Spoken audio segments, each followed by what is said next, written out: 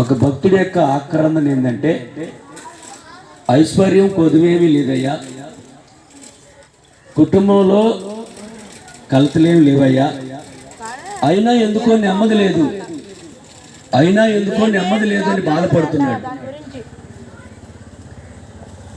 ఆహారం ఉంది, గృహాలున్నాయి, ధనధాన్యాలున్నాయి, చదువు ఉంది, వ్యాపారాలున్నాయి, అన్నీ ఉన్నాయి, కానీ ఎందుకో నెమ్మది లేదు.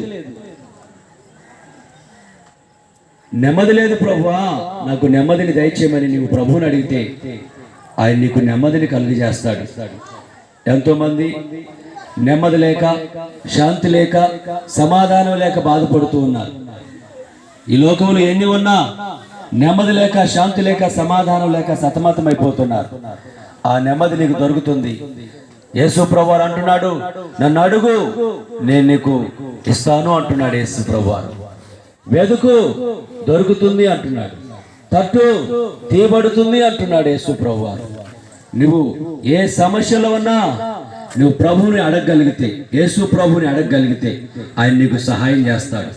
ఎందుకంటే ఆయన జీవము కలిగిన దేవుడు, ఆయన మాట్లాడే దేవుడు, ఆయన సజీవుడు, ఆయన పిలిస్తే పలికే దేవుడు.